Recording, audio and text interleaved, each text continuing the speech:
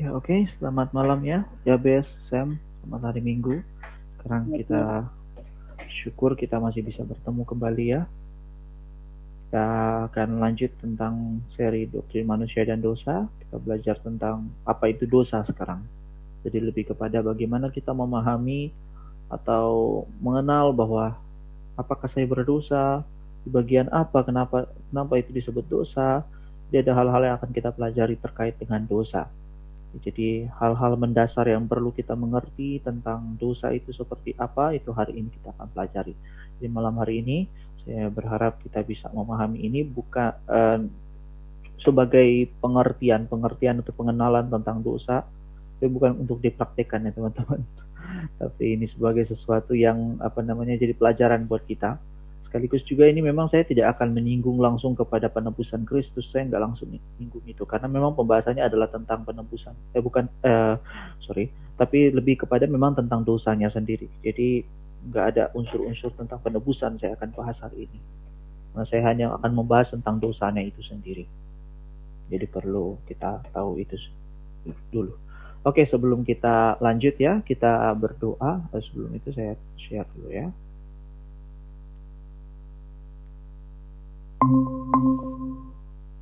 Oke, kelihatan nggak? Kelihatan nggak? Oke, silakan ya, Bes, bisa pimpin kita dalam doa. Mari kita berdoa. Tuhan kami, Allah yang selalu setia di tengah-tengah ketidaksetiaan kami, Tuhan. Kami bersyukur untuk hari ini, Tuhan. Untuk napas hidup yang Tuhan percayakan hingga pada detik ini, Tuhan. Terima kasih untuk kesempatan yang boleh terjadi hari ini, Tuhan. Kiranya pertemuan ini, Tuhan, boleh membawa dampak dalam hidup dan kehidupan kami. Berkati setiap apa yang kami pelajari, Tuhan, agar kami terapkan dalam hidup dan kehidupan kami. Ketika kedajan yang akan menyampaikan akan kebenaran firman-Mu, Tuhan. Memahami Tuhan, supaya kami bisa mampu untuk mengaplikasikan Tuhan. Ini doa harapan kami, Tuhan, dalam nama Yesus Kristus kami berdoa. Amin. Amin. Oke. Ini saya mau kasih tahu ya, Sam, nanti minta tolong screenshot ya. Kalau nanti buat absennya lah. Kalau sudah ada orang baru, kamu langsung screenshot supaya nanti bisa tahu orang-orangnya siapa yang ikut. Oke. Hari ini kita belajar tentang apa itu dosa. Jadi ini tentang memang bagaimana kita mengenal dosa itu seperti apa. Karena memang kan sekarang kita belajar tentang doktrin manusia dan dosa. Satu doktrin yang penting sekali buat kita memahami tentang diri kita dan apa yang kita kerjakan di dalam bumi ini. Benar dan salahnya kita perlu belajar supaya kita bisa tahu bagaimana hidup yang benar dan juga tahu bagaimana menghindari yang salah. Apa yang salah yang harus kita hindari. Nah, ini bagian yang bukan mungkin lagi, tapi ini bagian di mana kita tahu bahwa ini hal-hal yang tidak boleh saya lakukan. Nah, apa yang tidak boleh saya lakukan? Esensinya apa? Esensinya adalah hal-hal mendasar apa sih bahwa itu disebut dosa. Nah, maka kita akan pelajari. Nah, mari kita lihat ya. Dalam slide pertama saya membawa kita mengenal fakta-fakta tentang dosa. Nah, ini saya kembali lagi memperlihatkan ayat-ayatnya. Saya mau tanya, ini kira-kira kelihatan nggak ya kata tulisannya? Jelas nggak ya tulisannya di kalian? Jelas ya? Oke. Jadi tentang fakta tentang dosa ada ayat-ayat yang sudah muncul. Jadi saya mau menegaskan pertama bahwa ada fakta-fakta tentang dosa yang perlu kita mengerti, bahwa fakta dosa pertama kita harus tahu bahwa dosa itu real. Dosa itu benar-benar sesuatu yang nyata, sesuatu yang benar-benar hadir di dalam bumi ini, dan sesuatu yang memang benar-benar harus kita seriusi. Jadi ini bukan imajinasi, atau kalau kata orang-orang Hindu, kalau tidak salah saya pernah baca, orang-orang Hindu mengatakan ini sebagai ketidaktahuan. Atau apapun itu, saya tidak tahu. Saya belum memahami lebih tentang Hindu dan Buddha. Mungkin ke depan kita belajar tentang Hindu dan Buddha, penginjilan kepada Hindu dan Buddha. Nah, jadi di sini kita melihat bahwa dosa itu real. Itu di mana kita lihat? Di Roma 5 ayat 12. Silakan satu orang baca Roma 5 ayat 12.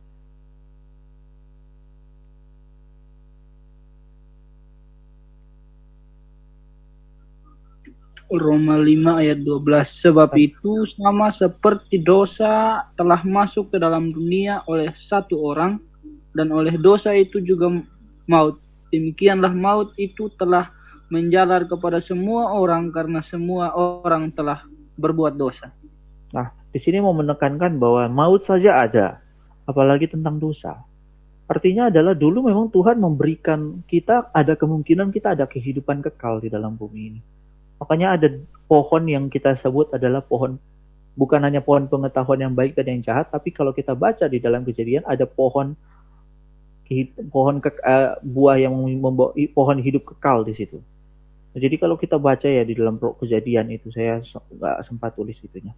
Ada 2 pohon di situ yang ditunjukkan. Bukan hanya tentang pohon yang ada buah-buahan yang kita tahu sekarang, tapi ada dua pohon. Satu pohon tentang hidup kekal, tapi satu pohonnya adalah tentang pengetahuan yang baik dan yang jahat. Nah, ada penafsir mengatakan bahwa pohon yang sebenarnya Tuhan mau kita makan adalah pohon yang pohon kehidupan itu. Nah, jadi di situ sebenarnya kita bisa menerimanya. Ada penafsir yang mengatakan demikian. Tapi kita malah melirik yang pohon pengetahuan yang baik dan yang jahat. Nanti kita jelaskan sedikit. Kita akan jelaskan tentang hal itu. Nah, jadi dosa itu real. Sebagaimana maut itu real, kematian itu real, dosa itu real. Sebagaimana Adam itu real, Kristus itu real, Yesus Kristus ada di dalam sejarah itu real. Dia disebut dengan Adam kedua itu real. Real di sini nyata ya, benar-benar asli. Demikianlah dosa itu real. Jadi dosa itu bukan sesuatu yang kita katakan hal-hal yang mungkin bagi beberapa orang ya, khususnya orang-orang sekularisme mungkin, orang-orang yang terlalu hidup dalam keduniawian yang sudah menyingkirkan Allah dalam hidup mereka. Mereka mengatakan bahwa dosa itu hanyalah suatu ilusi. Dosa itu tidak pernah ada. Dosa itu dibuat-buat oleh kekristenan, dan kekristenan itu semacam elit global buat mereka. Jadi kekristenan mencoba untuk mengatur kita, atau bukan hanya Kristen, tapi agama. Agama itu soal di mereka. Halo, sorry. Bisa dimatikan dulu mute-nya. Oke, thank you. Jadi dosa itu ya, saya agak blank tadi. Jadi dosa itu adalah real. Jadi ketika kita lihat dosa itu, sebagaimana Adam itu real, Kristus itu real, jadi kita perlu mengerti bahwa dosa itu pun real. Kristus bahkan disebut dengan Adam kedua. Tadi saya mau ngomong tapi saya lupa. Jadi dosa itu ada, Kristus itu adalah Adam kedua. Jadi Kristus itu nanti kita bahas ke depan. Maka karena dia disebut Adam kedua, berarti ada Adam yang pertama. Adam itulah yang dikatakan sebagai oleh satu orang itu, dosa itu masuk. Nah, dosa itu memang benar-benar perlu kita lihat. Dan tadi saya katakan bahwa sekularisme mengatakan agama itu sebagai semacam elit global, kalau saya bisa bahasakan bahasa mereka ya, maksudnya meskipun mungkin bahasanya tidak demikian, maksudnya kata-kata yang tepatnya tidak demikian, tapi saya bisa bahasakan adalah mereka menganggap agama itu sebagai candu, sesuatu yang diberikan, mereka memberikan tentang dosa, mereka memberikan tentang mereka memberikan tentang sorry ini Kak, blank sekarang. Mereka memberikan tentang tadi itu ya, distract ya. Oke. Jadi dosa itu real. Jadi agama dilihat oleh orang-orang sekularisme itu adalah sesuatu yang candu. Agama-agama berusaha untuk mengatur orang-orang itu memakai konsep dosa.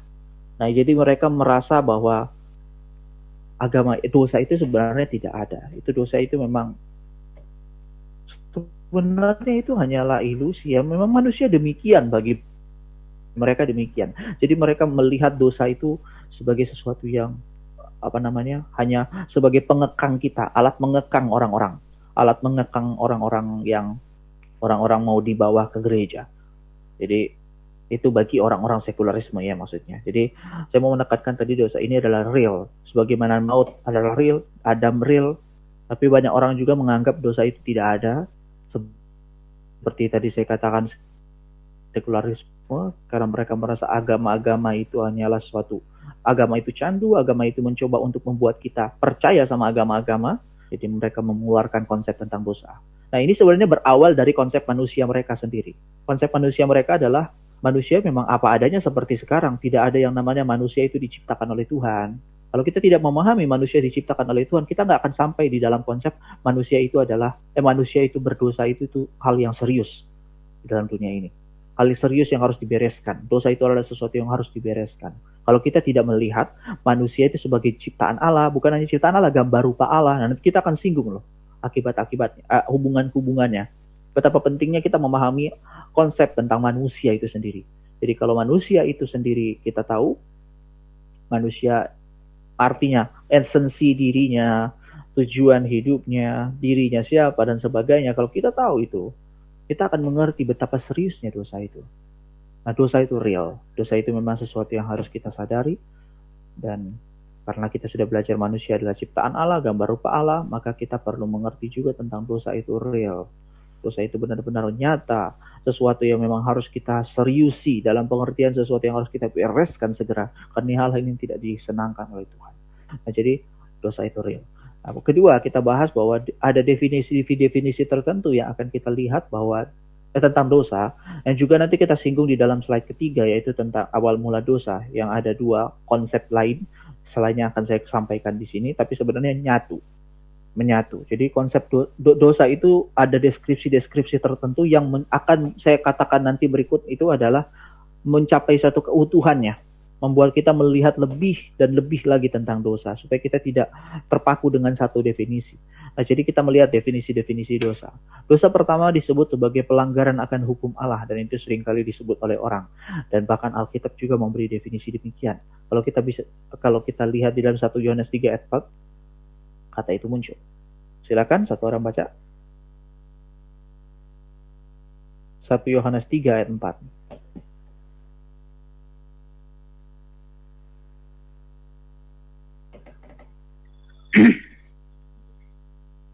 Setiap orang yang berbuat dosa melanggar juga hukum Allah, sebab dosa ialah pelanggaran hukum Allah. Jadi di sini adalah mengatakan dosa ialah pelanggaran akan hukum Allah. Jadi hukum-hukum yang Tuhan telah tetapkan dalam diri manusia, hukum-hukum yang ada di dalam dunia ini, ketika dilanggar itu adalah yang disebut dengan dosa. Nah, kenapa ini adalah dosa? Nanti kita akan lebih dalam lagi. Dan kenapa ini harus diseriusi? Karena hukum-hukum Allah itu mutlak. Karena kita mengerti bahwa manusia dan seluruh ciptaannya ini harus tunduk kepada Tuhan.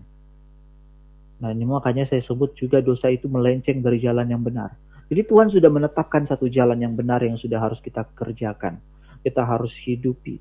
Inilah jalan yang harus kita jalani. Yang mutlak kita harus jalani. Karena kita adalah manusia, adalah ciptaan Allah. Karena kalau kemarin kita kan sudah, ya teman-teman yang sudah pasti ikutkan ya, pertemuan sebelumnya. Betapa harus ngerti bahwa manusia itu ada di bawah Allah. Kita harus ngerti posisi kita. Kalau kita tidak mengerti posisi kita mungkin akan menjadi orang yang sombong, atau mungkin bahkan menjadi orang yang terlalu minder. Kalau kita tidak sadar kalau kita ada di bawah Allah. Di bawah Allah bukan hanya tentang kita bertanggung jawab di hadapan Tuhan, tapi kita juga memiliki berkat-berkat dari Tuhan. Artinya adalah seluruh berkat-berkat, seluruh kebaikan, seluruh kemuliaan, pengharapan-pengharapan akan hal demikian, itu hadir dari Allah kalau kita tetap nyambung dengan Allah. Nah, itu akan Tuhan lengkapi semuanya itu ketika kita berada di jalan benar. Jadi manusia itu akan mengalami hal-hal demikian. Manusia itu diciptakan memang sudah seutuhnya, Tuhan ciptakan dengan gambar rupa Allah, dan itu akan mengalami progres demi progres. Makanya kemarin kalau tidak salah ya, kemarin saya bahas tentang meaning of soul ya teman-teman. Meaning of soul atau tentang Imago Dei, saya lupa.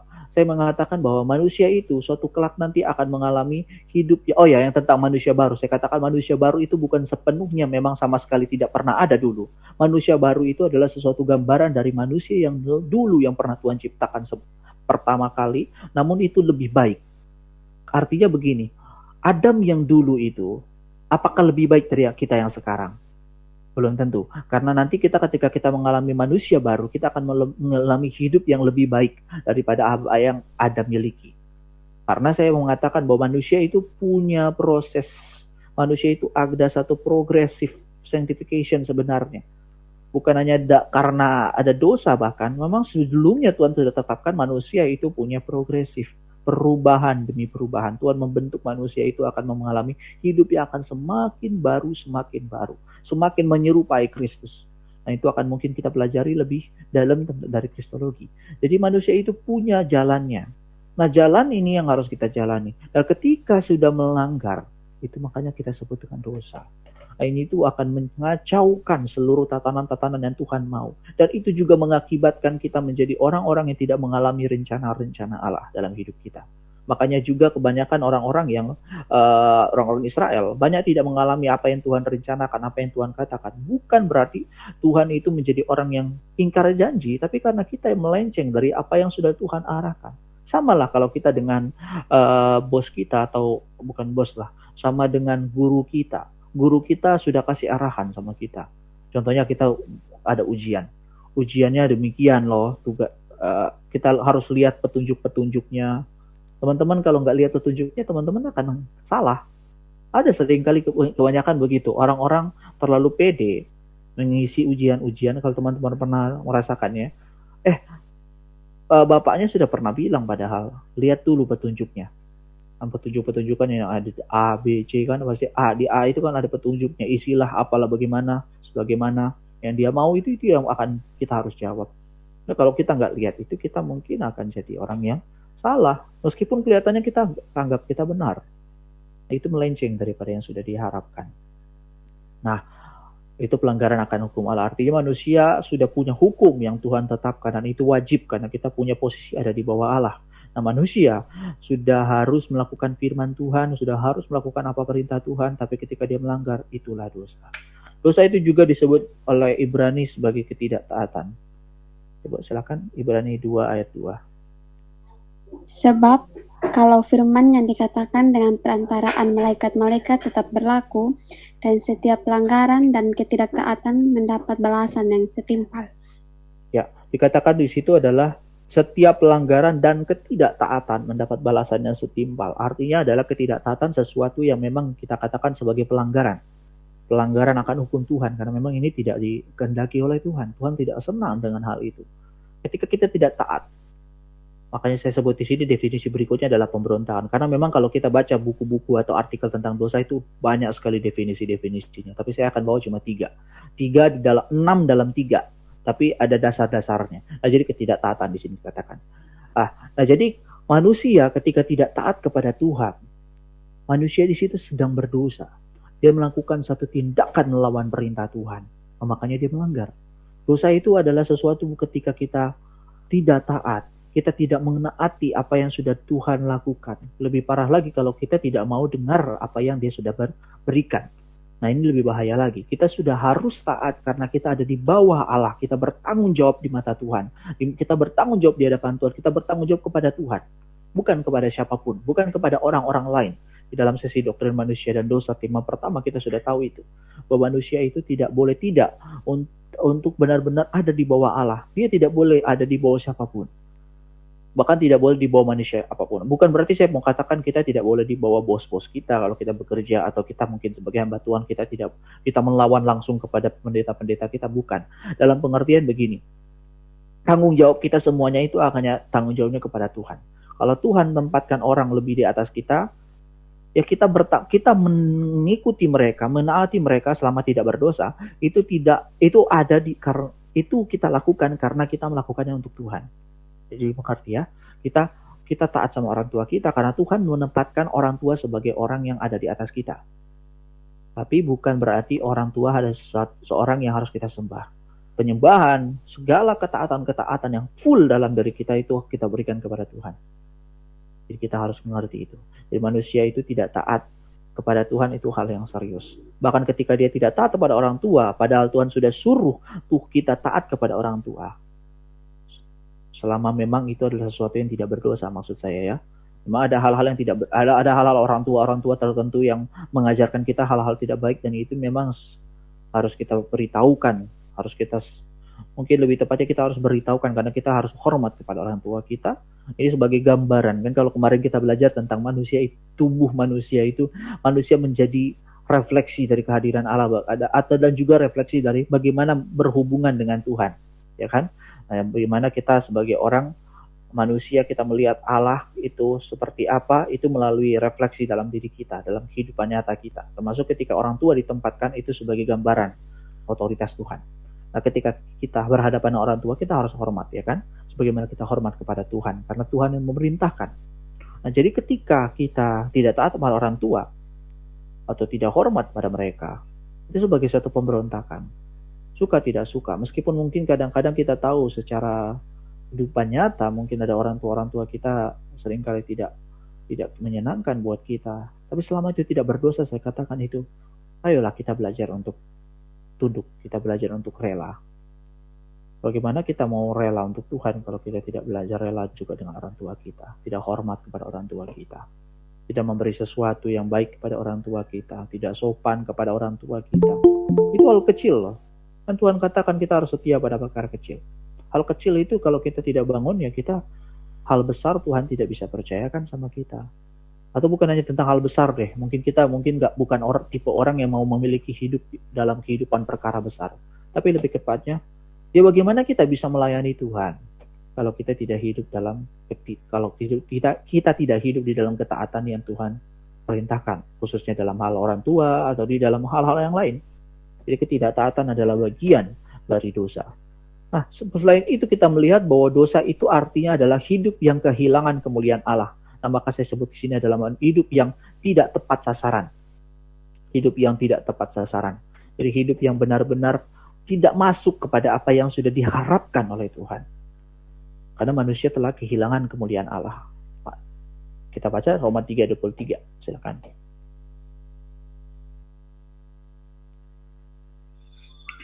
Karena semua orang telah berbuat dosa dan telah kehilangan kemuliaan Allah.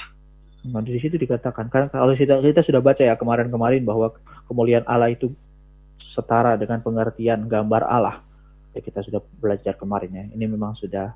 Ya, saya nggak bisa lihat ya teman-teman yang baru. Saya ucapkan selamat datang, selamat bergabung. Kalau ada ya, kalau saya nggak bisa lihat karena ini kalau Google Meet kan kalau sudah masuk di dalam sharing PowerPoint saya udah nggak bisa lihat apa-apa.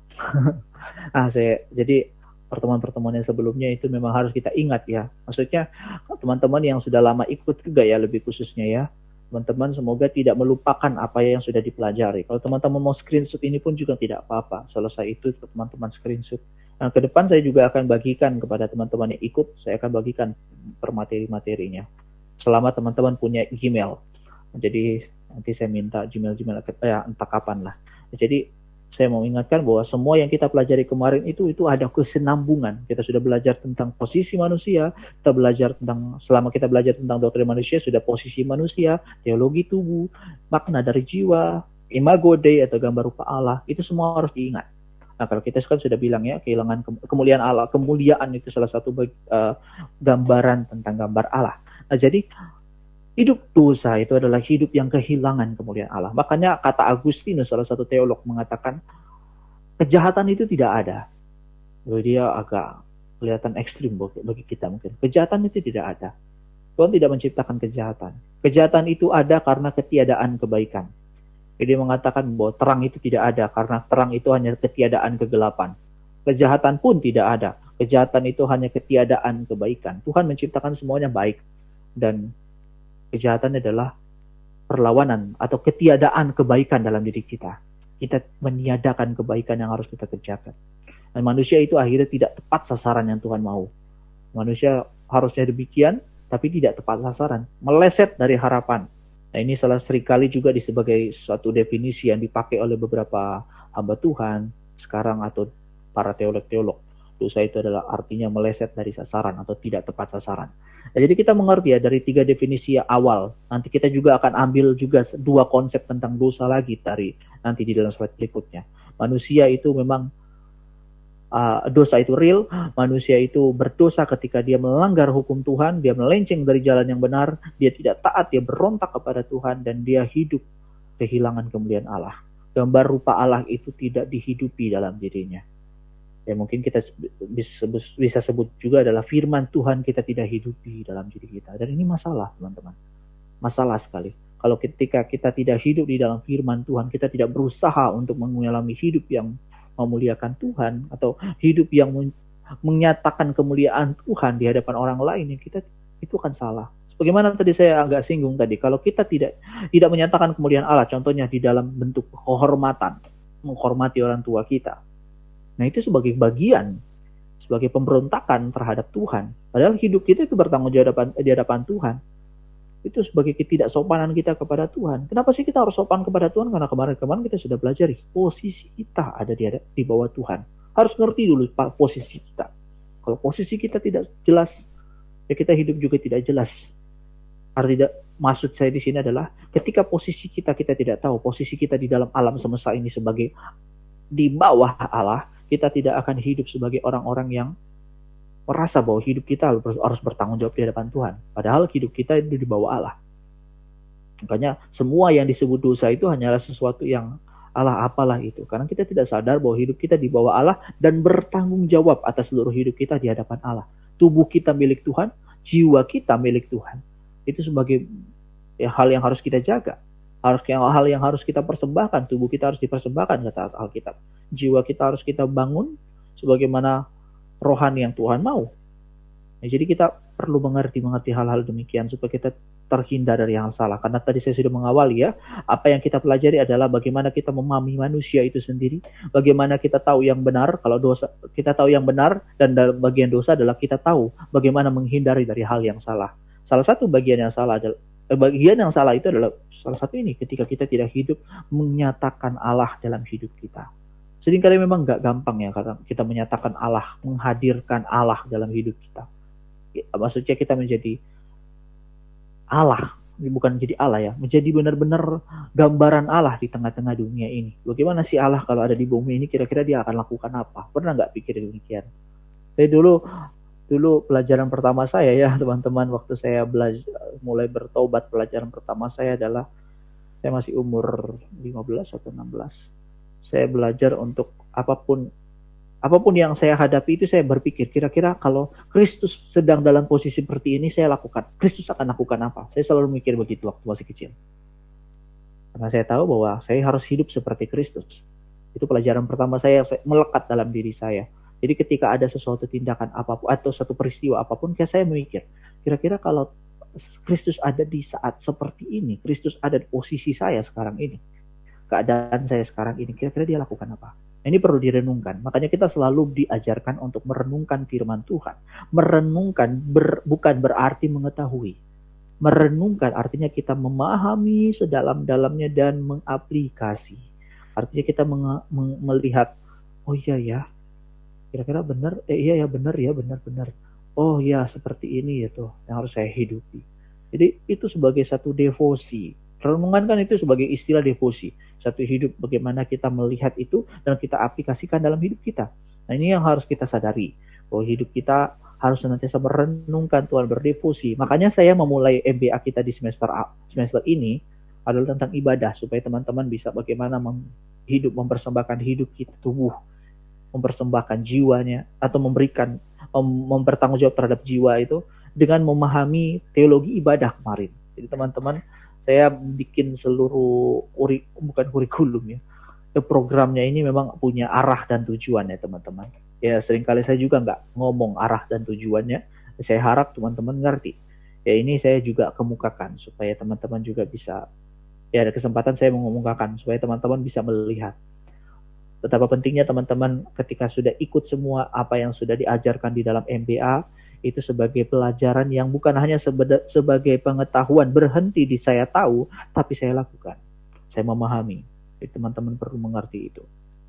Ya, teman-teman punya pertumbuhan yang kata Efesus 4, kita semakin memiliki iman, punya kesatuan iman, pengenalan akan Allah yang benar, dan pertumbuhan kedewasaan rohani, dan tingkat pertumbuhannya sesuai dengan kepenuhan Kristus.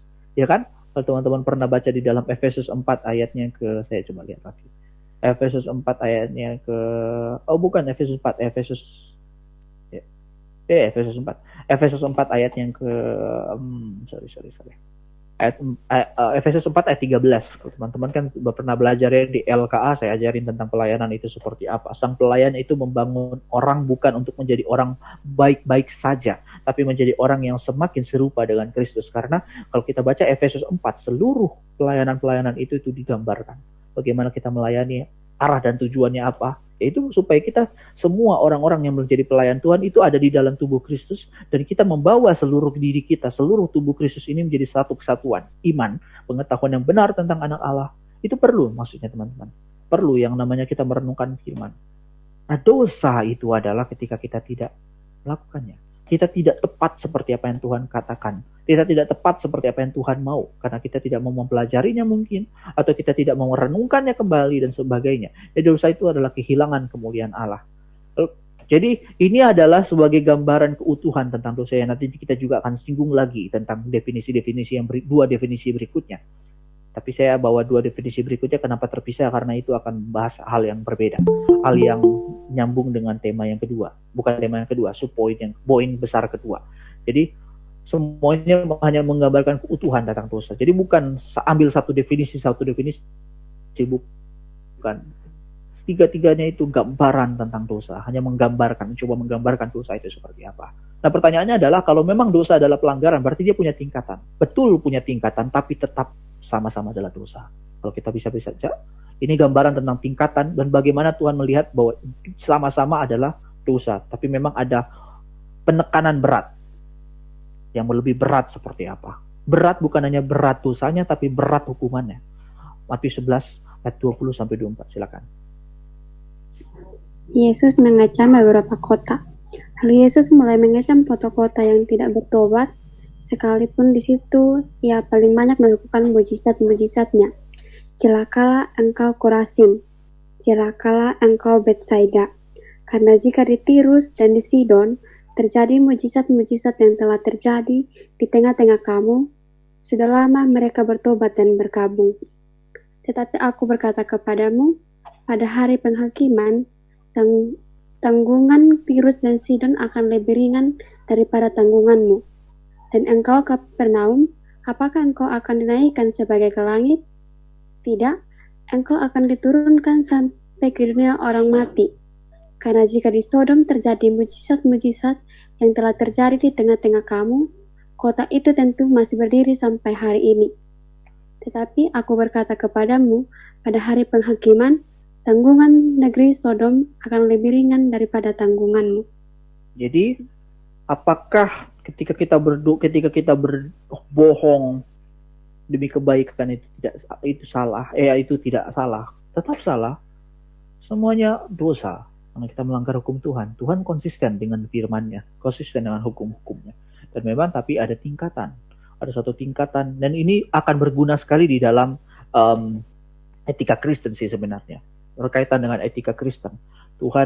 Kita punya etika, ada tingkatan. Artinya yang mana yang punya tingkatan yang lebih tinggi dan sebagainya.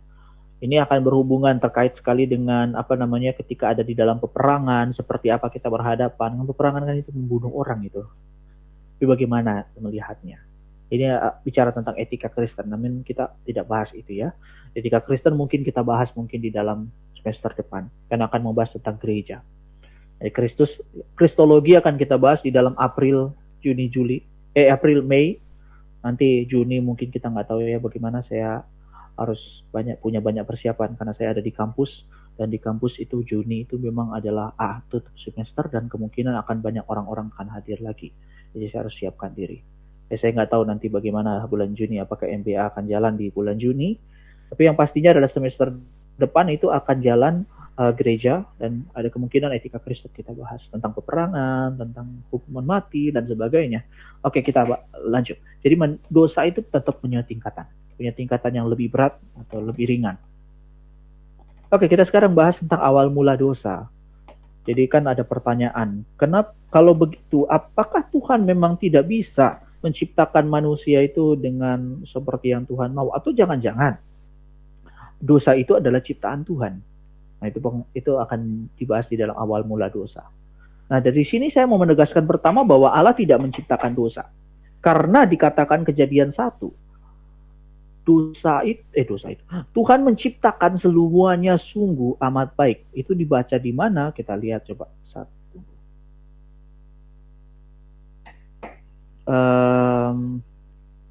Kejadian 1 ayat 31 saya bacakan saja. Maka Allah melihat segala yang dijadikannya itu. Kejadian 1 ayat 31 ya. Itu sungguh amat baik. Jadilah petang dan jadilah pagi, itulah hari ke-6. Jadi Tuhan menciptakan semuanya sungguh amat baik. Dan kalau kita baca kejadian 1, kejadian 2, bahkan sampai Hawa datang, itu tidak ada loh Tuhan katakan dosa diciptakan. Tapi dosa itu hadir ketika apa? Kejadian 3. Kejadian 3 itu kejadian pas dalam keadaan apa? Di dalam keadaan ular datang. Maka saya sebut, iblislah yang membawa dosa. Bukan Tuhan yang menciptakan, bukan Tuhan yang membawa, iblislah yang membawa dosa. Lalu mungkin kita bertanya, loh, kenapa Tuhan biarkan itu iblis muncul di dalam taman? Ini memang ada banyak perdebatan, tapi yang saya bisa jawab di sini adalah Tuhan mengizinkan ini adalah sebagai bentuk ujian. Tuhan mengizinkan, Tuhan menguji. Iblis mencobai, Tuhan menguji. Tapi bukan berarti Tuhan kerjasama. Enggak. Tuhan di sisi lain memperlihatkan kemuliaan Tuhan melalui hidup kita. Tapi sayang kita malah memilih diri kita untuk tidak taat. Itu masalahnya. Namun kita akan membahas di dua bagian. Nah, saya akan lihatkan di sini konsep dosa itu lebih dalam lagi. Apa sih itu dosa? Nah, jadi kan memang pertanyaan kan setiap judul-judul saya semua kasih tahu juga mungkin jadi pelajaran ya teman-teman. Setiap judul-judul yang saya buat itu judulnya memang menggambarkan keseluruhan gambaran tentang apa namanya materi-materinya. Waktu saya bahas tentang teologi tubuh, saya sebut teologi tubuh karena memang membahas tentang bagaimana gambaran Allah, kan teologi kan gambaran tentang Allah atau ilmu pengetahuan tentang Allah kalau kata apa namanya definisi umumnya. Dan terkait dengan tubuh. Karena memang saya katakan tubuh itu adalah refleksi dari kehadiran Allah dan sebagainya. Banyak hal yang kita pelajari di teologi tubuh. Dan jiwa, ketika saya katakan makna dari jiwa, itu pun ada gambaran. Memang ada makna dari jiwa itu. Ada spiritualitas di dalamnya dan sebagainya. Nah demikian ketika saya berikan judul di sini adalah apa itu dosa, itu tetap ada gambaran besar tentang itu. Jadi apa itu dosa di dalam poin-poin ini? Itu pertama saya katakan di sini adalah kalau kita baca di dalam Kejadian 3, iblis diizinkan Tuhan masuk di dalam taman itu. Jadi taman itu ada Adam dan Hawa dan iblis masuk di dalamnya. Dan pertanyaannya adalah apa yang dilakukan? Dia membawa dosa. Bagaimana dia membawanya dan apa yang di situ kita juga bukan apa ya, maksudnya di situ kita bisa memahami apa itu dosa lagi. Nah, jadi di dalam ayat 1 silakan satu orang baca Kejadian 3 ayat 1 dan 6.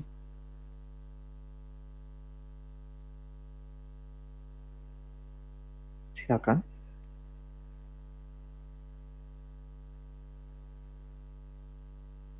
Satu dan 6 aja kakak? Iya, Kejadian 3. Ya, manusia jatuh ke dalam dosa. Adapun ular ialah yang paling cerdik dari segala binatang di darat yang dijadikan oleh Tuhan Allah. Ular itu berkata kepada perempuan itu, tentulah Allah berfirman, semua pohon dalam taman ini jangan kamu makan buahnya, bukan? Ayat yang ke-6, perempuan itu melihat bahwa buah pohon itu baik untuk dimakan dan sedap kelihatannya. Lagi pula, pohon itu menarik hati karena memberi pengertian. Lalu ia mengambil dari buahnya dan dimakannya dan diberikannya juga kepada suaminya yang bersama-sama dengan dia. Dan suaminya pun memakannya. Nah, di sini ada gambaran tentang dosa itu adalah bagaimana kita mengambil otoritas Allah. Itu yang saya katakan dari awal tadi ya. Kita mengambil posisi kita itu, kita perlu tahu posisi kita supaya kita terhindar daripada apa yang salah. Dan yang salah adalah ketika kita mencoba mengambil otoritas Tuhan, tanggung jawab Tuhan. Otoritas di sini adalah posisi Allah yang ada di atas, yang kepadanya kita hidup, yang kepadanya kita harus taat dan tunduk. Nah, otoritas ini kita ambil. Nah, iblis mencoba itu dengan cara apa? Dia memberikan perintah. Dan itu perintah yang tidak sesuai dengan kehendak Tuhan. Makanya saya katakan kemarin kalau tidak salah. Atau saya tidak ngomong di sini, mungkin ya kemarin, tapi saya sempat ngomong di salah satu undangan. Saya katakan, banyak orang-orang seringkali tidak mau mendengar firman Tuhan yang benar. Mereka lebih mendengar firman Tuhan yang salah. Dan orang-orang kalau sudah jadi hamba Tuhan, dia mengkhotbahkan kepada firman yang salah, itu sebagai dosa yang parah. Karena dia mencoba mengambil otoritas Allah. Dia mengatakan sesuatu yang bukan dari firman Tuhan, bukan dari Allah. Jadi kalau teman-teman ada pelayanan, teman-teman perlu berdoa. Tuhan mau apa? Tuhan mau bawa apa? Tuhan mau kita bawakan apa? Itu perlu dengan kepekaan. Kita perlu berdoa supaya kita tidak menyampaikan apa yang Tuhan tidak lagi suruh. Meskipun kelihatan atau kedengarannya baik, tapi Tuhan tidak lagi suruh kita ngomong itu. Itu memang pergumulan, memang itu harus ada doa yang kuat. Kita berdoa supaya kita benar-benar tidak, kita terhindar daripada mengatakan sesuatu yang tidak sedang Tuhan mau katakan. Waktu kisah Yeremia, teman-teman pernah dengar ya? Yeremia mengatakan sesuatu yang tidak disenangi oleh orang lain. Dan orang-orang lebih menyenangkan orang-orang lebih senang dengan kata-kata nabi-nabi palsu. Tapi apakah nabi-nabi palsu itu kata-katanya itu tidak baik? Baik loh. Tuhan juga pernah mengatakan hal demikian, tapi tidak saat itu, tidak untuk saat itu. Mereka mengatakan bahwa orang-orang Israel baik-baik saja. Orang Yerusalem tidak akan hancur. Tuhan akan menghancurkan orang-orang Babel itu. Ya. Kan mereka sedang terancam di dalam dunia, perang dunia mungkin saya sebutnya. Karena beberapa kerajaan-kerajaan itu memang mulai ada pengaruhnya besar sekali. Babel, Mesir, dan sebagainya, Asyur mencoba untuk mengambil otoritas paling atas. Babel waktu itu yang menang. Yerusalem kalah. Nah, Yerusalem dibilang bahwa ya Tuhan akan jaga. Wah, kelihatannya rohani. Tapi Tuhan tidak mau mengatakan itu untuk saat itu. Tuhan tidak sedang suruh kita ngomong itu. Kita mencoba mengambil otoritas Allah namanya ini. Waktu saya membuat MBA ini bergumulan juga. Karena kalau saya buat ini, kalau memang Tuhan tidak kenan, itu akan berbahaya. Apalagi saya mengkhotbahkan firman, pikirnya saya sedang mewakili Tuhan, tapi sebenarnya Tuhan tidak minta saya mewakili Dia untuk saat ini melalui MBA. Itu pergumulan tertentu. Ya, tapi memang akhirnya Tuhan izinkan. Ya, saya belajar berdoa, belajar peka. Apa yang Tuhan mau. Itu memang kepekaan itu perlu ada seninya, ada Tuhan. Itu memang tidak mudah. Memang ada prinsip-prinsip tertentu tentang bagaimana peka terhadap kehendak Tuhan. Tapi memang itu akan hanya lebih dapat ketika kita memiliki hubungan dengan Tuhan. Selalu berdoa, belajar firman Tuhan, peka dengan apa yang Tuhan sedang ngomong, melalui khotbah dan sebagainya. Itu makanya saya ingatkan, coba dengar khotbah-khotbah tentang teologi ibadah kemarin. Itu penting sekali, karena di situ gambaran-gambarannya. Kita belajar peka dengan Dia, dan sebagainya. Semua liturgi-liturgi itu ada gambaran tentang bagaimana kita hidup. Itu penting sekali. Saya harap dari poin tema ini juga dan berikut-berikutnya teman-teman bisa ingat semuanya, supaya prinsip-prinsipnya, supaya teman-teman juga punya pertumbuhan yang sama bersama-sama dengan saya dan sebagainya. Jadi saya juga waktu belajar ini juga ada pertumbuhan demi pertumbuhan, hal-hal yang akhirnya saya baru dapat juga bahkan ketika saya merenungkan kembali. Jadi dosa itu berusaha mengambil otoritas Allah. Tuhan tidak minta, Tuhan tidak katakan apa-apa yang tentang semua pohon dalam taman ini jangan kamu makan buahnya dan sebagainya. Tentulah Allah berfirman semua pohon dalam taman ini. Lalu dia bicara, iblis mencoba untuk sekali-kali kamu tidak akan mati. Sebenarnya ayat 4 kita harus baca sebenarnya. Juga ayat 4, tetapi ular itu berkata kepada perempuan itu, sekali-kali kamu tidak akan mati. Dia mencoba untuk, saya sebut di sini adalah, belum sampai situ. Saya nanti akan sebut sebagai meragukan Tuhan. Nah, di sini saya mau menekankan bahwa pada subpoin ini adalah iblis mencoba mengambil otoritas Tuhan. Mereka memerintahkan Hawa dan Adam, lalu Tuhan tidak suruh demikian. Bahkan firman-Nya salah lagi. Si perempuan di sini Hawa, dia malah mencoba mengatakan kata-kata yang juga tidak dikatakan oleh Tuhan. Yaitu apa? Tuhan tidak pernah mengatakan apa yang dikatakan oleh perempuan ini sebagai ayat 3. Jangan kamu makan ataupun beraba buah itu. Nanti kamu mati. Nanti kamu mati beda dengan kata-kata Tuhan yang mengatakan pasti kamu mati. Teman-teman bisa baca di mana di ayat yang ke ini ya. Pastilah engkau mati. Kejadian 2 ayat 17. Tuhan katakan pasti, bukan nanti loh. Tuhan tidak juga katakan raba. Nah, ini masalah. Kalau kita tidak memahami firman lebih baik, kalau kita tidak mencoba untuk belajar firman, belajar lebih serius. Jadi teman-teman yang jadi hamba Tuhan ya, jadi mahasiswa teologi, teman-teman perlu mengerti ini, bahwa kita harus sadar baik ketika kita mengajar, kita harus sesuai dengan firman. Tadi saya bawa di sini ya, ketika kita berdosa, kita mengambil otoritas Tuhan dalam hidup kita. Dan ini terus ada, kecenderungan ini masih terjadi. Kalau kita baca di dalam Roma 1, ini tidak usah dibaca ya, Roma 1. Kasih lihat aja. Jadi ayat 18 di situ dikatakan Tuhan menyatakan tentang orang-orang fasik, 18-32. Orang-orang fasik itu sudah tahu kebenaran. Tuhan taruh sebenarnya hukum Tuhan dalam hati kita masing-masing. Tuhan sudah kasih tahu. Itu yang disebut sebagai wahyu umum. Kita tahu tentang apa yang baik, apa yang benar, meskipun kita belum mengenal Allah yang sejati. Tuhan sudah kasih gitu. Tapi kita memilih untuk tidak taat. Roma 2 ayat 14-16 juga mengatakan demikian. Sebab itu dengan itu mereka menunjukkan bahwa isi hukum Taurat ada tertulis dalam hati mereka. Dalam hati mereka, dan suara hati mereka turut bersaksi, dan pikiran mereka saling menuduh atau saling membela. Nah, ini memang benar-benar penggambaran sebenarnya. Tapi itu akan nampak, kata ayat 16, sesuai dengan Injil, akan menghakimi segala yang tersembunyi di dalam hati manusia. Jadi ini memang gambaran tentang ada hukum Tuhan dalam hati kita. Namun ketika kita melanggar, itu bukan sebagai ketidaktahuan, memang karena dosa. Nah, di sini saya katakan juga bahwa dosa itu membawa keinginan dan keraguan kepada Allah. Ayat 4 dan 6 tadi ya, kita sudah baca tadi. Kejadian 1. Bahwa Tuhan benar-benar, kejadian 1 lagi, kejadian 3. Tuhan benar-benar tidak mengatakan hal yang raba atau nanti, bahkan kalau kata ular sekali-kali kamu tidak akan mati maksudnya. Wah, itu salah satu hal yang itu ya, bahaya. Ketika kita mulai mencapai pengenalan yang salah akan Allah, kita akan memiliki hidup yang salah juga di hadapan Tuhan. Kalau kita tidak memahami Dia, kita tidak hidup menyenangkan Dia, karena kita tidak tahu apa yang menyenangkan Dia dan apa yang Dia mau untuk kita lakukan. Makanya kita perlu sekali belajar tentang Dia. Akibat dosa itu apa? Nah, ini saya tulis ada 3.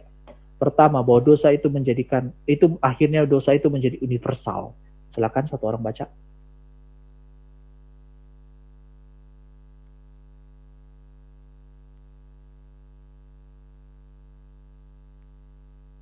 Roma 3 10-12 dan 23. Silakan.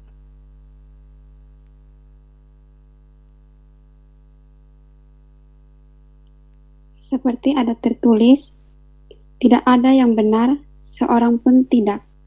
Tidak ada seorang pun yang berakal budi, tidak ada seorang pun yang mencari Allah. Semua orang telah menyeleweng, mereka semua tidak berguna. Tidak ada yang berbuat baik, seorang pun tidak. Lanjut di 323. Ayat yang 23. Karena semua orang telah berbuat dosa dan telah kehilangan kemuliaan Allah. Jadi dosa itu menjadi universal. Makanya nanti kalau teman-teman baca tentang doktrin manusia dan dosa, pasti akan ada bab tentang universalitas dosa. Nah, ini yang maksudnya. Jadi dosa itu menjadi universal.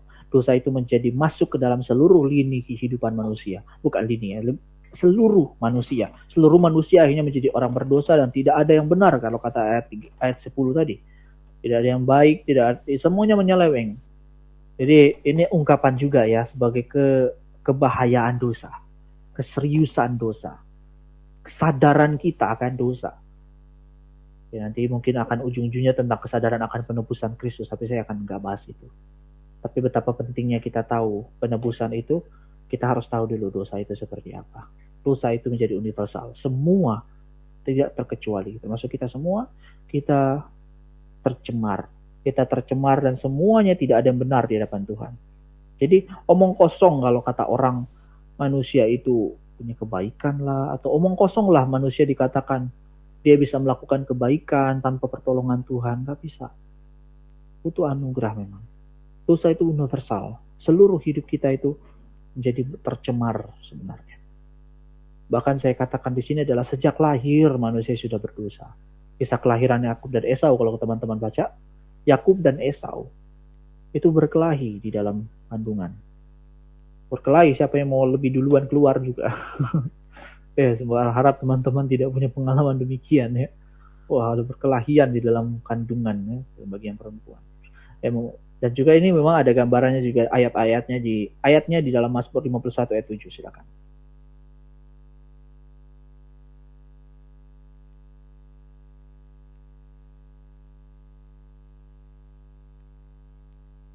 Ayat 7 ya. Silakan.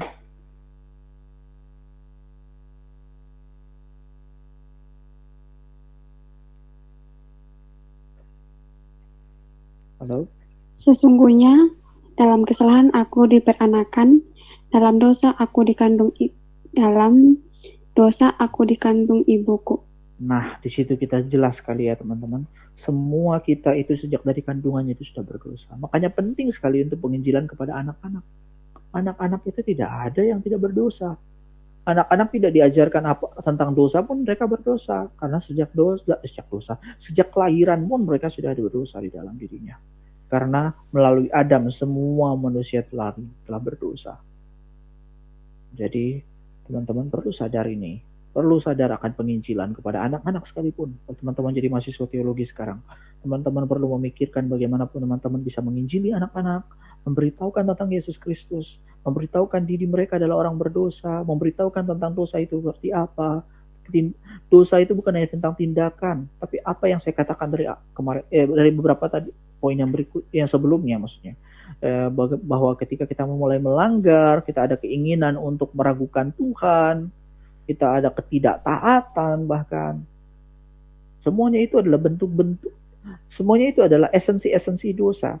Dan tindakan-tindakan di luar itu hanya gambaran atau sebagai hasil dari ketidaktaatan yang ada dalam hati kita, atau keinginan dan meragukan Tuhan, dan sebagainya. Ya, akibat tiganya adalah tindakan-tindakan. Akibat lebih lanjut ya saya katakan di sini, dosa menjadi universal. Sejak lahir manusia sudah berdosa. Dan lebih parah lagi kalau teman-teman baca ya, bukan hanya akibat itu akan mencapai kepada keturunan-keturunan, tapi akan mencapai kepada seluruh orang. Kalau teman-teman pernah baca, ada 2 peristiwa yang besar dan berat akibat satu orang. Teman-teman pernah baca kisah Korah? Kisah Korah teman-teman, kalau teman-teman pernah mau ingat, itu kisah di mana Korah itu ada di zamannya Musa. Dia mencoba untuk melawan Musa karena merasa bahwa dia sebenarnya bisa aja untuk memimpin Israel dan sebagainya. Tapi Tuhan tidak minta itu. Maryam juga teman-teman. Maryam, dia pikir bahwa dirinya memang kayaknya Musa nggak becus deh melayani. Saya aja deh. Tuhan bilang, oh kamu mau mencoba melanggar apa yang sudah tetapkan. Musa adalah pemimpinnya. Nggak boleh ambil sembarangan kepemimpinan yang Tuhan tidak minta.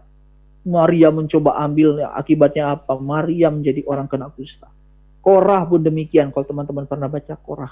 Korah di sini beda ya dengan Bani Korah yang ada di Mazmur. Mazmur Bani Korah itu adalah memang keturunan dari Korah, tapi itu setelah Korah itu setelah hidup dari Korah. Kan sudah panjang tuh kisahnya itu. Baru Korah itu memang keturunannya Korah, Bani Korah. Jadi Korah itu yang kita bilang Korah itu nenek moyang dari semua Bani Korah itu. Bani Korah ini baik semuanya. Maksud saya di sini Bani Korah adalah orang-orang yang baik-baik orangnya. Mereka adalah orang yang memimpin Mazmur, dan bahkan ada mereka menciptakan Mazmur-Mazmur yang bagus. Kalau teman-teman pernah baca, ada satu kata-kata yang jadi lagu, dan bahkan sudah sampai 2-3 lagu dibuatnya. Yang ada di dalam dunia modern kita sekarang. Lagu yang berjudul lagu yang seringkali yang kata-katanya adalah seperti rusa yang hidup, seperti rusa rindu, sungaimu jiwaku rindu engkau. Jadi itu bukan kata Daud loh, kata Bani Korah. Kalau teman-teman search lagi, coba ketika kata itu, kalimat itu dari Bani Korah, beda dengan Daud. Jadi teman-teman perlu mengerti, Mazmur tidak sepenuhnya ditulis oleh Daud. Semuanya itu ditulis oleh ada Mazmur Daud, ada Mazmur Bani Korah, ada Bani Asaf, ada Bani Yedutun. Teman-teman perlu mengerti itu. Jadi jangan sembarangan juga ngomong. Ya maksudnya ya jangan sampai kita dengan terlalu pede mengatakan itu kata-katanya Daud. Banyak orang-orang mengatakan itu dari Daud, padahal itu dari Korah. Korah yang menciptakan lagu itu. Dan bahkan di dalam Korah yang menciptakannya. Ada Korah itu salah satu, dia punya lagu-lagu bagus. Jadi Mazmur ini adalah nyanyian orang-orang Israel pada zamannya. Jadi Korah pada saat itu dia salah. Dia bersalah pada Tuhan pada saat itu. Akibatnya apa teman-teman? Dia dengan teman-teman atau pengikut-pengikutnya lah lebih tepatnya. Tidak semua anak-anaknya tidak ikut waktu itu. Makanya masih ada Bani Korah teman-teman.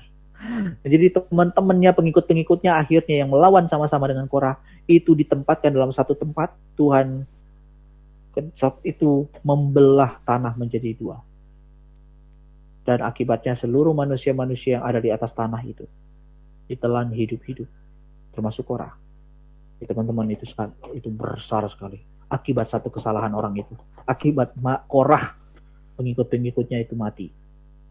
Tapi untungnya Tuhan masih kasih sayang sama anak-anaknya. Nah, kemudian di dalam kisah Daud kesalahan terbesarnya bukan itu loh teman-teman. Kalau teman-teman pernah baca banyak kesalahan Daud. Salah satu kesalahan Daud adalah pembunuhan. Bukan hanya tentang dia berzinah dengan Batsheba, tapi membunuh suaminya. Punya pembunuhan perencanaan itu. Tapi yang lebih berat adalah ketika dia teman-teman? Di dalam 2 Samuel kalau tidak salah ya, atau 1 Samuel di ayat pasal-pasal terakhirnya. Daud menghitung prajurit, dan itu kesalahan besar buat dia karena di saat itu Tuhan melihat dia sombong. Kelihatannya Tuhan yang suruh, kadang-kadang ditulisnya di situ kan, ada bergumulan, ada perdebatan di situ. Tapi kalau kita lihat itu sebenarnya semacam paradoks. Tuhan izinkan iblis untuk mencobai dia, melihat bagaimana dia kemurnian imannya. Ya akhirnya dia malah sombong. Daud seberapa apapun dia sombong, tapi seberapa besar dosanya pun Tuhan masih katakan dia setia loh. Karena dia masih meminta ampun dan dia berusaha untuk tidak lagi tidak taat. Nah itu bagusnya Daud. Hanya Daud dikatakan salah satu raja yang setia. Setiap keturunan-keturunan raja yang lain di Israel dan di Yerusalem yang baik dan setia itu pasti akan merujuk kepada Daud. Nah, Daud itu punya kesalahan berat di situ. Dan akibatnya adalah bukan kepada keluarganya. Waktu dia berzina itu akibatnya kepada keluarga-keluarganya. Tapi waktu dia menghitung orang-orang, prajurit-prajurit, dia membuat seluruh Israel itu kena masalah. Kalau teman-teman pernah baca, oke, kita lihat deh di dalam 2 Samuel, teman-teman.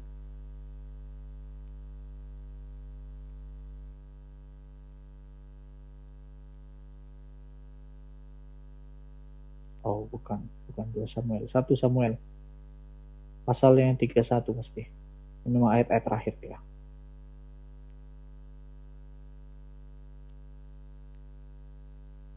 Oh, ini masih ada. Oh, oke. Saya salah. Tunggu.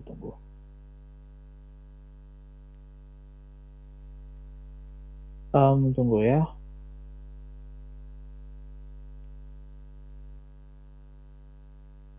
Di mana dia ya? Saya lupa lagi.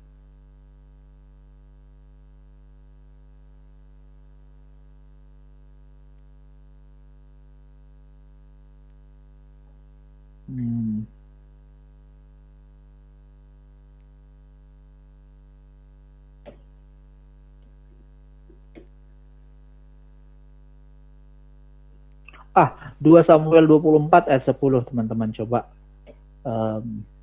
lihat ya. Lalu akibat semuanya itu coba baca ayat yang ke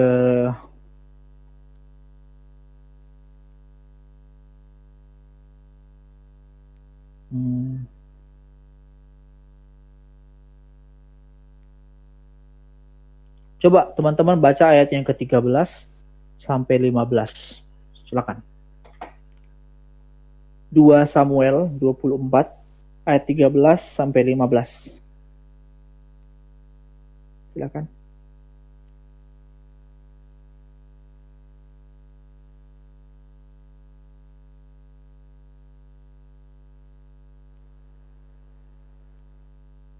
Mohon diulang, Kak.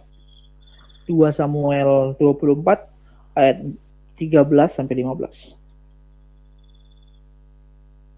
Kemudian datanglah Gad kepada Daud memberitahukan kepadanya dengan berkata kepadanya, akan datangkah menimpa engkau 3 tahun kelaparan di negerimu?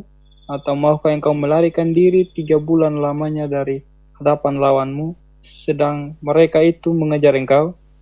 Atau adakah 3 hari penyakit sampar di negerimu? Maka sekarang pikirkanlah dan timbanglah jawab apa yang harus kusampaikan kepada yang utus aku. Lalu berkatalah Daud kepada Gad, sangat susah hatiku, biarlah kiranya kita jatuh ke dalam tangan Tuhan sebab besar kasih sayang-Nya. Tetapi janganlah aku jatuh ke dalam tangan manusia. Jadi Tuhan mendatangkan penyakit sampar kepada orang Israel dari pagi hari sampai dari antara bangsa itu, dari Dan sampai Beersheba 70.000 orang. 70.000 orang mati cuma karena kesalahan Daud menghitung prajurit. Jadi saya mau katakan bahwa betapa seriusnya dosa itu. Dosa tidak akan sampai kepada keturunan saja, tapi kepada orang-orang di sekitar kita pun akan bisa sampai. Ketika memang dosa itu terlalu berat. Makanya saya bilang ada tingkatan akan memiliki hukuman atau tanggungan yang sangat atau konsekuensi yang besar. Makanya hati-hati sekali. Nah, maka kita lihat juga dosa itu mengakibatkan adanya maut. Sebagaimana maut itu nyata, dosa itu nyata juga. Jadi maut itu nyata, dosa itu nyata juga. Karena dosa itu nyata, maka maut itu juga nyata. Roma 6 ayat 23 bahwa manusia akan mengalami maut. Makanya kalau kita baca berikut-berikutnya ya pasti tentang penebusan, ya tentang maut itu dikalahkan dan sebagainya. Tapi saya tidak bahas lebih dalam. Intinya adalah Tuhan mengalahkan maut karena memang manusia itu telah diselamatkan oleh Tuhan. Kita mengalami kehidupan kekal. Tapi bagi orang-orang yang tidak demikian, kalau orang-orang tidak ya akan mengalami maut. Jadi manusia perlu sadar akan semuanya ini. Maut di sini pasti tentang hukuman kekal juga ya teman-teman. Jadi perlu sadar baik-baik betapa seriusnya dosa itu. Dosa itu adalah sesuatu yang memang perlu kita beresi. Karena itu sedang mencoba melawan Tuhan, mengambil otoritas Tuhan, itu semacam itu loh, menjadi seterunya Tuhan. Seolah-olah kita bangun kerajaan sendiri dan kerajaan itu kita mencoba melawan kerajaan Tuhan. Ya masalah itu. Iblis aja diusir dari kerajaan surga. Apalagi kita. Iblis dari malaikat loh. Ini makanya minggu depan ya teman-teman, kita bahas tentang satanologi. Jadi teman-teman perlu mengerti juga tentang dosa itu hadir melalui iblis tentu. Tapi bagaimana kita memahami tipu dayanya. Gimana kita menghadapi roh-roh jahat, kata Alkitab. Oke, teman-teman, jadi di sini kita belajar ya bahwa dosa itu adalah sesuatu yang serius. Jadi dosa itu adalah sesuatu yang harus kita dosa itu adalah sesuatu yang memang harus kita seriusi, bukan hanya serius ya, memang harus kita hindari baik-baik karena memang itu adalah sesuatu yang akan mencoba merusak kita, mencoba membuat kita berseteru dengan Tuhan, dan Tuhan akan menghancurkan kita karena kita mencoba membangun kerajaan yang beda, yang akan menghalaukan rencana kemuliaan Tuhan. Bukan berarti Tuhan seolah-olah tidak bisa mengatasinya, bukan. Tapi saya mau bilang bahwa lebih tepatnya adalah lebih tepatnya adalah kita mencoba untuk menghalau rencana Tuhan di dalam setiap yang ada di bumi ini yang Tuhan mau kerjakan. Itu juga dosa. Tuhan mau merencanakan kemuliaan Tuhan di dalam bumi ini dan kita mencoba untuk menyingkirkannya. Pikirnya kita bisa membangun dunia ini dengan cara kita sendiri. Ini kebaikan Tuhan ya, di sisi lainnya ada kebaikan Tuhan di dalamnya. Di dalam kisah-kisah tentang dosa, betapa Tuhan melawan dosa untuk supaya kemuliaan Tuhan yang indah, kemuliaan Tuhan di sini adalah tentang keindahan Tuhan, keindahan di dalam rencana-rencananya. Hal-hal yang kita katakan, hal-hal yang lebih melampaui apa yang kita pikirkan. Apa yang kita anggap baik, apa yang kita anggap indah, apa yang kita anggap damai. Tuhan punya pikiran lebih daripada itu semua. Dan Tuhan mau membangun itu. Namun ketika kita berdosa, kita mencoba untuk menghancurkan itu. Tapi memang sebenarnya nggak akan jadi. Nah, Tuhan akan menyingkirkan mereka. Menyingkirkan orang-orang berdosa. Pada hari kedatangan Yesus Kristus, kiamat. Lihatlah kiamat itu sebagai bentuk anugerah Tuhan yang besar. Di mana Tuhan mau untuk menolong orang-orang supaya mengalami damai yang Tuhan hadapi. Karena Tuhan juga Tuhan masih mau mengizinkan orang-orang hidup itu supaya apa? Supaya mereka bertobat. Supaya kelak nanti pada waktunya Tuhan akan menyingkirkan semuanya sekalian. Makanya ada gambaran ya. Di gambaran perumpamaan Yesus Kristus. Ilalang dan gandum bertumbuh bersama. Ya, gandum-gandum itu pasti akan bertumbuh. Dan ilalang-ilalang satu kelak ketika selesai, dia akan kelihatan besarnya kan, nanti akan cabut sampai ke akar-akarnya. Jadi teman-teman melihat bahwa kiamat itu bukan sesuatu yang sangat-sangat kejam. Itu akan kejam bagi orang-orang yang tidak mengikuti Dia, tapi bagi orang-orang yang mengikuti Kristus, itu adalah satu keindahan di mana Tuhan menyatakan kehadirannya lebih besar daripada yang sekarang-sekarang kita lihat. Tuhan akan menyingkirkan segala kejahatan sampai ke akar-akarnya. Sampai kepada, kalau istilah orang-orang, elit-elit global mungkin. Jadi perlu kita sadari akan hal ini. Jadi itu jadi pelajaran kita. Kita berharap kita bisa memahami semua tentang dosa ini supaya kita tahu diri kita itu seperti apa. Kita semua orang berdosa. Dosa itu sudah sejak lahir bahkan kita lakukan. Hanya kita perlu bergantung kepada Kristus. Percaya kepada Kristus bukan hanya percaya, ya saya tahu Kristus adalah Tuhan. Bukan sampai di situ. Tapi bergantung. Iman itu kan bicara tentang saya memegang Tuhan. Itu iman. Jadi teman-teman perlu mengerti ini supaya teman-teman bisa hidup dalam jalan yang benar. Nah, biarlah kiranya ini menjadi pelajaran buat kita. Nah, kita akan berdoa, kita selesai dan nanti akan ada diskusi ya setelah doa. Mari kita berdoa. Bapa kami yang di surga, kami bersyukur atas anugerah Tuhan kepada kami semua yang mengizinkan kami terus ada dan belajar tentang doktrin manusia dan dosa. Sudah lewat banyak tema dan kami sudah tiba di dalam tema yang tentang apa itu dosa. Minggu depan kami akan belajar tentang satanologi, belajar tentang tipu daya iblis dan sebagainya. Ya Bapak, kami bersyukur Tuhan, kami bisa dapat banyak pelajaran-pelajaran juga tentang bagaimana dosa itu berpengaruh sekali. Betapa dosa itu punya akar-akar yang dalam, di mana kami seringkali juga menyadari bahwa ketika kami mulai ragu, kami mulai menginginkan pemberontakan, kami ingin untuk supaya kami memiliki hidup sendiri, mau bebas sendiri, mau menjadi orang yang memiliki kerajaan sendiri, tidak diatur oleh Tuhan. Kami sudah membangun kerajaan yang berbeda. Yang sebenarnya hanya akan mengacaukan semua yang Tuhan mau rencanakan. Bukan berarti Tuhan itu tidak berdaulat. Tuhan tentu kami tahu berdaulat. Makanya Tuhan bisa menyingkirkan kami semua yang berdosa. Menyingkirkan seluruh dosa, bahkan menyingkirkan maut. Dan bersyukur ya Bapa, Tuhan mengingatkan kami, menyadarkan betapa dosa itu seperti apa, sehingga kami bisa tahu bagaimana kami menghindarinya. Minggu depan kami akan lebih belajar lagi bagaimana kami menghindari tipu-tipu daya dari iblis. Tapi memang banyak sekali tipu daya membawa kami lebih dalam hidup dalam dosa. Ampunilah kami ya Bapa.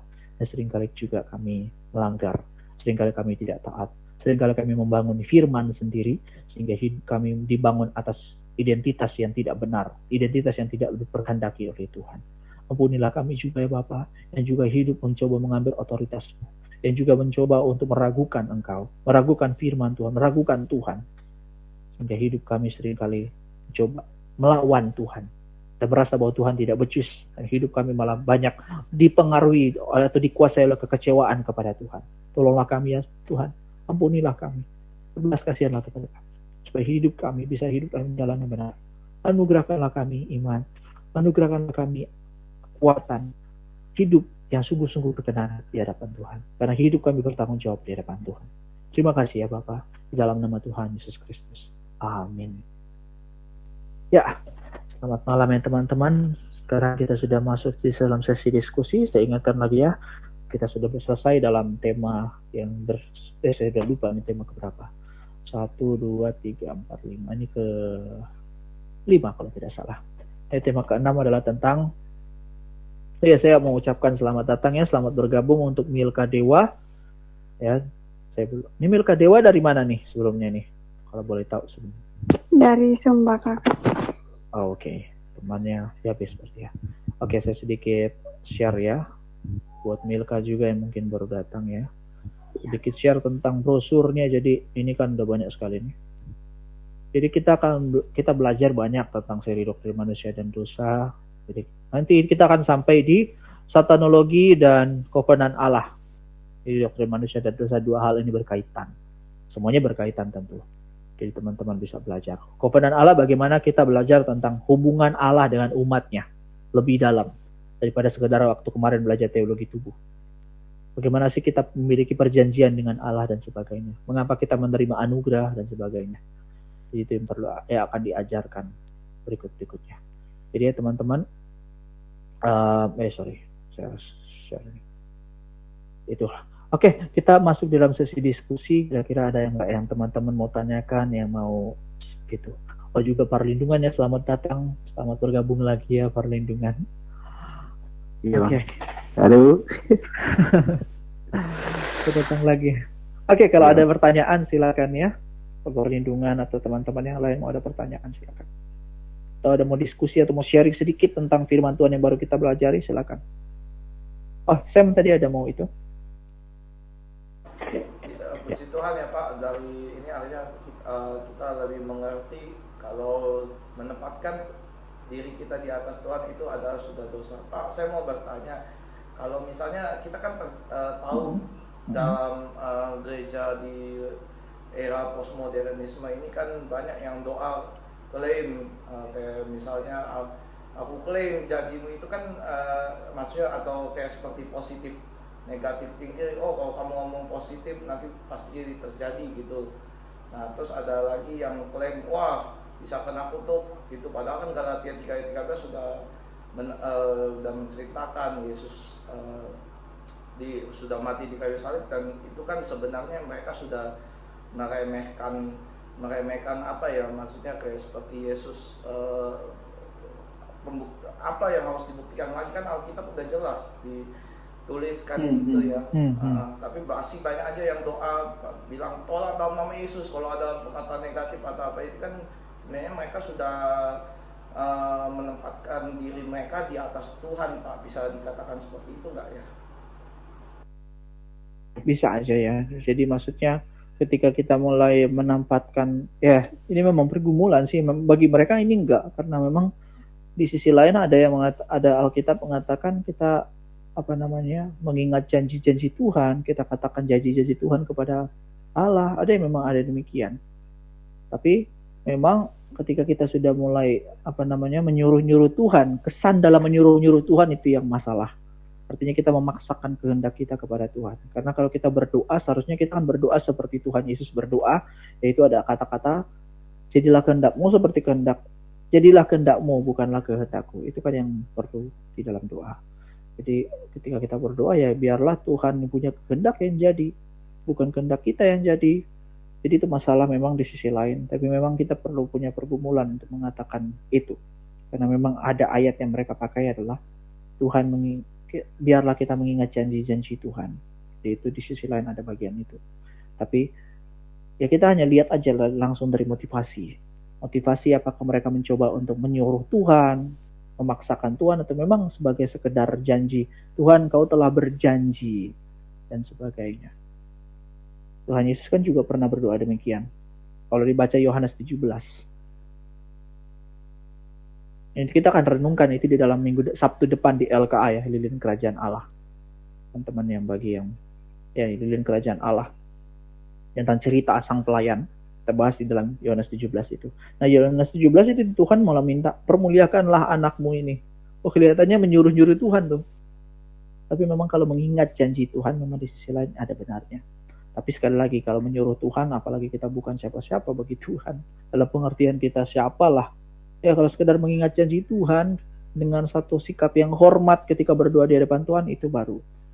Tapi memang kita nggak bisa langsung asal klaim. Atas pakai nama Tuhan itu nggak gampang, nggak sembarangan. Itu aja sih yang bisa saya jawab. Puji Tuhan ya Pak, akhirnya kita di sini semua lebih mengerti untuk bagaimana kalau untuk menemukan kasus ini, untuk kita bisa untuk menanggapinya dan kita memberitakan kebenaran yang seperti sudah Tuhan tetapkan, yaitu jadilah kehendakmu. Iya. Jadi kalau berdoa ya ingat doa itu. Oke, yang lain gimana? Ada yang mau doakan lagi? Ada yang mau nanya atau ada yang masih bingung tadi, atau ada yang mau di-sharingkan, mungkin dapat sesuatu dari tadi. Silakan.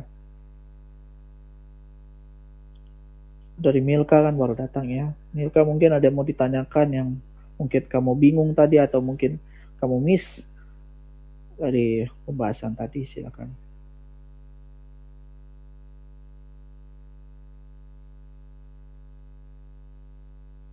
Yang lain juga nggak apa-apa.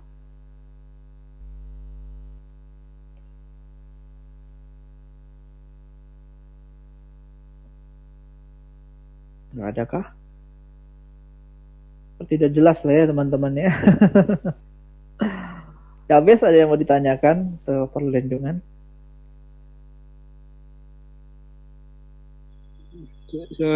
Saya rasa sudah cukup jelas, Kak. Nah, yang hanya menjadi penekanan aja kalau dari saya sih, ketika kita sudah tahu kita jatuh dalam dosa, tidak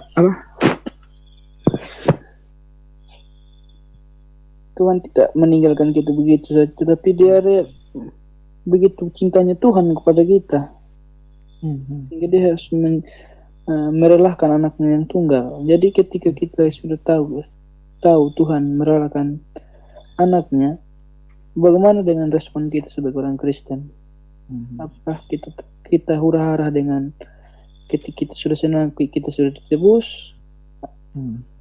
Pertanyaan ini menjadi pertanyaan refleksi buat pribadi kita masing-masing. Terima kasih, saya kembalikan. Iya.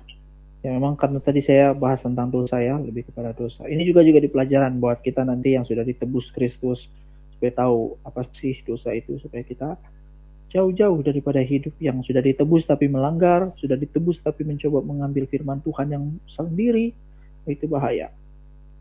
Oke, pelajaran penting juga ya, betapa kita mengingat Kristus yang telah mati buat kita. Oke, kalau memang tidak ada ya kita akan tutup kita dalam doa ya. Jadi saya minta Sam ya bisa berdoakan kita ya sebagai penutup. Silakan. Kamu juga bisa doakan yang saudaramu. Silakan.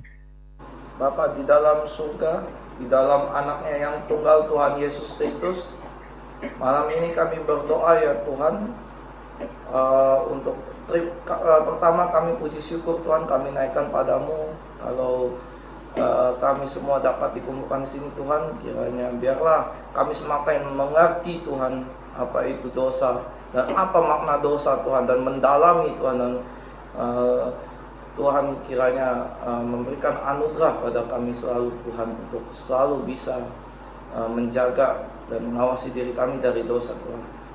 Tuhan juga saya mau berdoa Tuhan untuk teman saya Tuhan, yang dimana adiknya Tuhan, dia mengalami pergumulan dimana adiknya ya Tuhan akan terjerumus dan masuk agama seberang ya Tuhan. Tuhan kiranya belas kasihan-Mu turun ya Tuhan, supaya kiranya adiknya mau menerima anugerah Tuhan. Kiranya belas kasihan-Mu turun Tuhan, supaya dia bisa bertobat Tuhan, dan lebih memilih untuk mengikut Engkau Tuhan, lebih memilih untuk mengasihi Engkau kebanding Tuhan pacarnya Tuhan yang fana, yang hanya ada di dunia ini dan akan membawa dia kepada kegelapan dan kebinasaan Tuhan. Tuhan tolong Tuhan, kiranya belas kasihan-Mu turun Tuhan. Ya Tuhan, juga sebentar kami akan menutup doa ini Tuhan, juga tak lupa kami berdoa untuk Bapak Dijan Tuhan, yang selalu Tuhan Engkau pakai untuk memberitakan kebenaran-Mu Tuhan, dan mementorkan kami Tuhan di dalam kebenaran-Mu ya Tuhan. Tuhan juga kiranya terus Tuhan pakai ia kemanapun ia pergi ya Tuhan, menjadi berkat, dan Tuhan pakai dia untuk menyelamatkan jiwa-jiwa dan menjadi pemberita kabar baik Tuhan kemanapun ia pergi ya Tuhan. Ya Tuhan, sebentar kami akan berpisah satu sama lain Tuhan, kiranya biarlah Engkau terus tuntun kami Tuhan di dalam kebenaran-Mu. Kiranya biarlah apa yang kami sampaikan dari Tuhan pertama Tuhan sampai akhir, sampai sini Tuhan, terus Engkau menjadi rema, dan kami selalu Tuhan mengingatnya untuk kami lakukan selalu. Terima kasih ya Tuhan, dalam nama Tuhan Yesus, haleluya, amin. Amin. Amin. Ya, bersyukur ya, kita lebih cepat ya. Kalau kemarin kita sampai jam 9. Jadi saudara Yabes, Milka juga bisa lebih aman yang jam berapa sekarang ya? Jam 9 kalau di Sumba ya. Kalau kemarin sampai jam 10. Iya. Ya, habis kemarin sampai jam-jam 10 bro, karena selesainya lebih lama. Pembahasannya kemarin lebih lama ya. Hari ini memang agak lebih cepat. Ya nggak tahu satanologi ya lebih lama atau lebih cepat. Oke lah. Kalau realisasi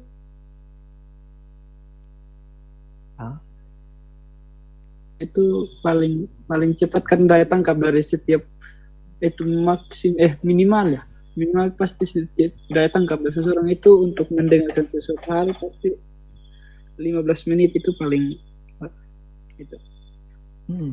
Paling cepat. Orang kalau 15 menit itu pertama itu lebih kuat lah, masih kuat lah ya.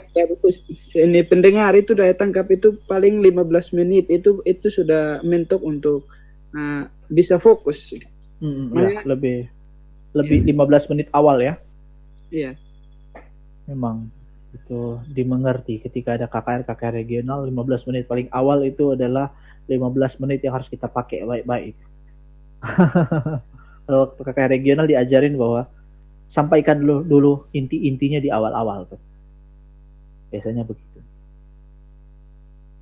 Oke deh, kita berjumpa lagi ya minggu depan. Sabtu depan juga kita ada LKA, bahas tentang kehidupan Kristen.